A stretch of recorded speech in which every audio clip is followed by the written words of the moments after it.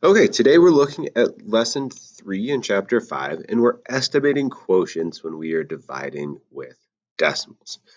Now, before we get into this, we are going to kind of look back at what we did with estimating division back in chapter 2. Remember, back in chapter 2, if we had like 39 divided by like 4, right? And I know that we wouldn't have had this problem, but let's say that that's what it was. And we were looking for an estimate. We would start by finding compatible numbers. And remember, compatible numbers simply mean that our divisor is a multiple, our dividend is a multiple of our divisor. So in this case, we're dividing by the number 4. We have the number 39. I recognize that 40 is a multiple of 4. And so if I just do this simple division problem, 4 times 10 equals 40, and that gives me a really quick and easy answer. What we really did back in chapter 2 is we took things like oh goodness, as we took like 296 divided by 18, right? And when we looked at this, we said, oh, well, 18 is about 20 because we like to divide by numbers that end in 0. And then we looked at this number and we said, huh, well, I don't know, like this is hard, right? But like what we did is we said, well, if I'm dividing by 20, the only number I really have to worry about over here is 2. So I'm going to look at these first 2 digits and I'm going to say, well, 29 isn't a multiple of 2, but 28 is. So I could turn 296 into 280. 2 goes into 2 once, it goes into 8 4 times. Right, these two zeros canceled each other out. And so my answer here was 14, right? Remember, we are looking to find those compatible numbers to make our division problem easier. When we start off with this one, we're going to use that idea, but the first thing that we need to do is we need to evaluate the numbers that make up our problem. And the numbers that make up our problem here are 3 and 2/10 divided by 5. Now, 3 and 2/10 is a very small number. 5 is not very big, but it is bigger than 3 and 2/10. So for this problem, right, what we're going to need to do is we're going to need to be able to rename 3 and 2/10 so that it makes more sense to us.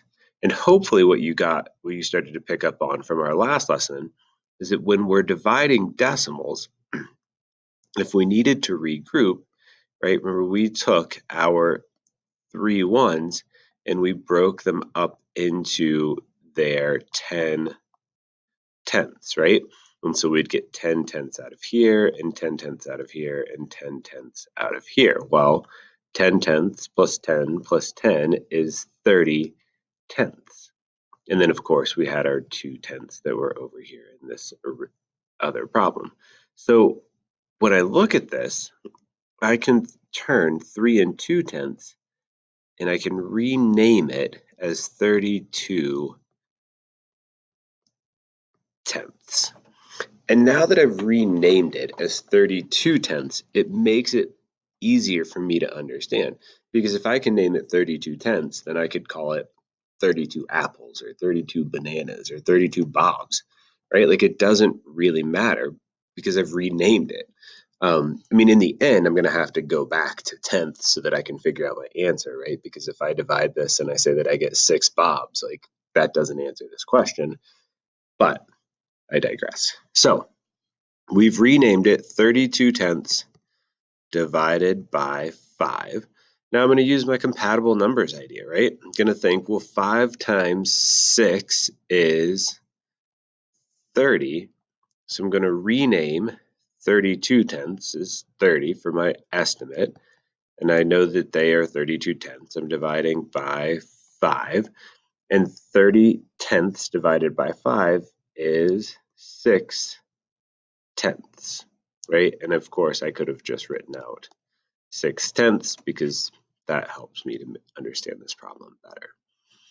So In problems like this, where our dividend and our divisor are really close in value, and especially when our dividend is smaller than our divisor, we are going to rename them into like tenths or hundredths or whatever they end up being so that we can wrap our head around this problem a little bit better.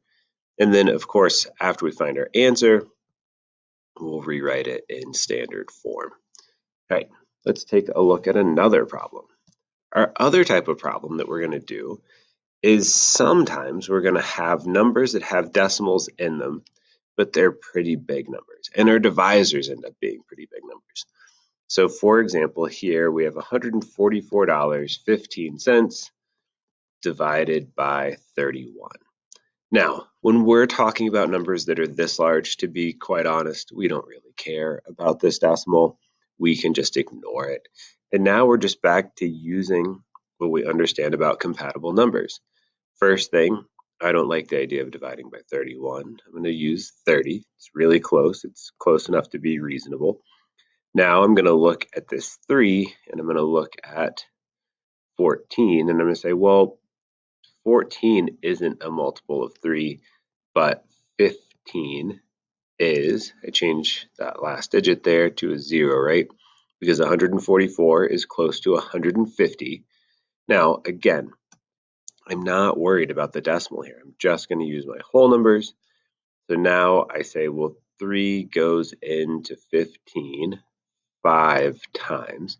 Now I've got to figure out if I need a 0 here or I don't need a 0 here. Well, there's a 0 in this 30, which will account for the 0 in the 150, and so I don't need it. And if I wanted to check, I could, of course, just say, well, 30 times 5, 5 times 0 is 0, and 5 times 3 is 15, and so that means that my answer is 5. So, again, here we're working with larger numbers, and so we ignore the decimal. Our previous problem, we were working with smaller numbers, and so we wanted to make sure we paid attention to the decimal. Let's take a look at a couple more. All right, so this one, we have 28 and 8 tenths divided by 9. Now, I'm going to go ahead and I'm just going to keep the 9 because it's a single digit and I can handle that. When I look at 28 and 8 tenths compared to 9, it is big enough where that I don't care about this decimal. It's not going to add enough value for an estimate to worry about it.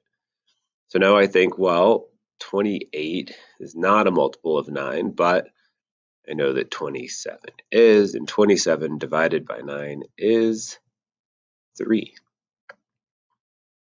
All right, 3 more and then we're done. So I like these 3 because they kind of use all of our strategies. First one we're going to look at is here, right? And here we have 15 and 5 tenths divided by 4. Now again, 15 compared to the number 4 is quite a bit bigger, so I'm going to just ignore my decimal. And now I just think, well, 15 isn't a multiple of 4, but 16 is, and 16 divided by 4 is 4. All right, moving on to, we're going to skip that one, we'll do it last. Let's do the last one here. All right, here we are, we have 759 and 92 hundredths divided by 42. Again, the size of this number compared to that is so much bigger. We don't care about this decimal. 42 is a number I don't want to divide by, so I'm going to change it into 40. I'm going to look at my 4, and I'm going to look at 7. 7 isn't a multiple of 4. 75, that seems really hard. So I'm just going to look at the 7, and I'm going to say, oh, well, 7's not, but 8 is, and to be honest, like 800 isn't crazy big compared to 759. So this is my problem. I divide 8 by 4, and that is 2. And remember, this 0 is going to take care of this 0. but there's another 0. So my answer is 20 for that one. All right, now let's take a look at this one in the middle and see what we can do with it. So when I look at this one, 32 compared to 52, they're really close. In fact, 32 is smaller than 52. So I can't ignore the 0 here. But I can rename this. The 4 is in the 10ths place. So if I ignored the decimal just for a second, I would get the number 324. This 4 is again in the 10ths place, so I could rename this as 324 tenths, right? Now that it's 324 tenths, it seems more like a whole number. And now I can work with it. All right, 52, I'm going to turn into 50, right? Again, though, this is not a compatible number with 5, but 30 is a compatible number with 5. So if I rename this to be 300